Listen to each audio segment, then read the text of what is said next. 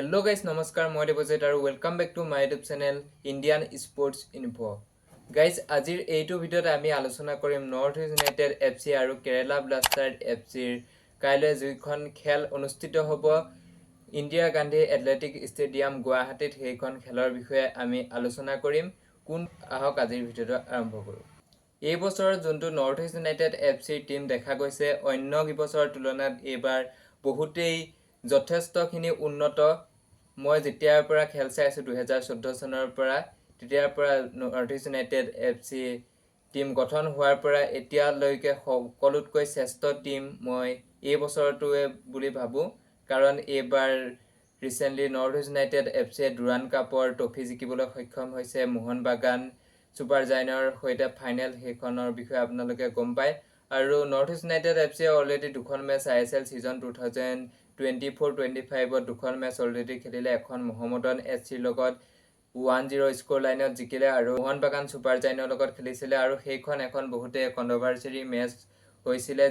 ৰেফাৰীৰ এটা ডিচিশ্যনৰ জহত north East United এফচিয়ে হাৰিবলগীয়া হ'ল। এটা এনেকুৱা পৰিস্থিতি হৈ গ'ল।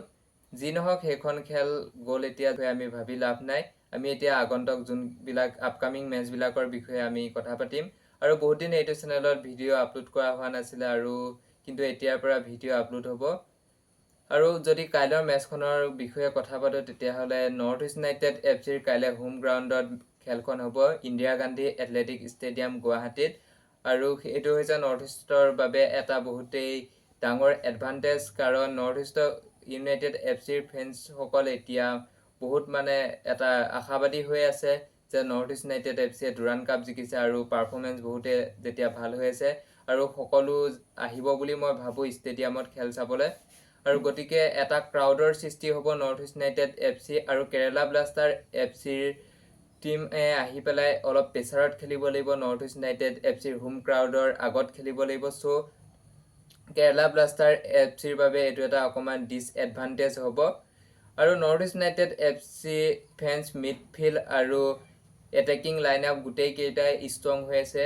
গোটেইখিনিতে নৰ্থ ইষ্ট ইউনাইটেড এফচিৰ মেনেজমেণ্টে সকলো দিশে ভালদৰে মেইনটেইন কৰি ৰাখিছে।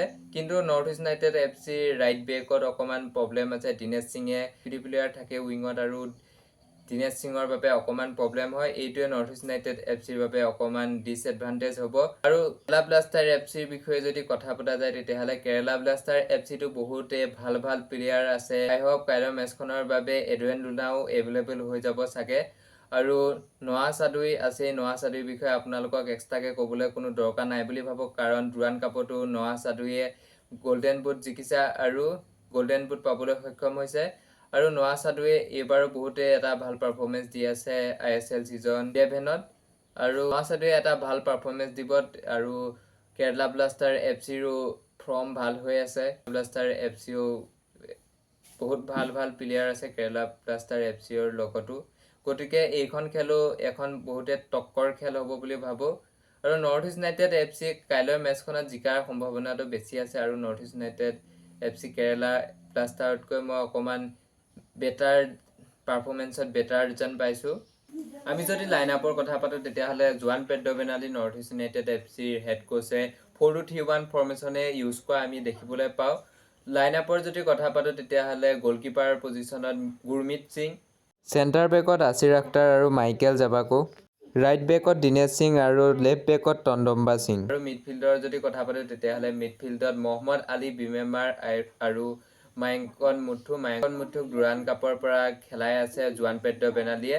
আৰু এটেকিং মিডফিল্ডাৰৰ যদি কথা পাতোঁ তেতিয়াহ'লে এটেকিং মিডফিল্ডত মেকাৰ্টন লুইচ নিক্সনক খেলাব পাৰে। আৰু যদি ৰাইট উইঙৰ কথা পাতোঁ তেতিয়াহ'লে ৰাইট উইঙত নাদিন আজাৰাইক খেলাব পাৰে আৰু লেফ্ট উইঙত জিথিন এমেছক খেলাব পাৰে আৰু ষ্ট্ৰাইকাৰৰ পজিশ্যনত গিয়াৰ্মো ফাৰ্নাণ্ডেছক খেলাব পাৰে। আৰু কাইলৈৰ খেলখনত জোৱান পেড্ৰ' বেনাৰ্ডিয়ে কেনেধৰণৰ ষ্ট্ৰেটেজি এপ্লাই কৰে এইটো চাবলৈ বহুতেই বেছি ইণ্টাৰেষ্টিং হ'ব। গতিকে আজিৰ ভিডিঅ'টো ইমানে। ভিডিঅ'টো যদি ভাল পালে তেতিয়াহ'লে প্লিজ লাইক কমেণ্ট শ্বেয়াৰ কৰি দিয়ক। তো আজিলৈ ইমানে। জয় হিন্দ, জয় ভাৰত, বন্দে মাতৰম।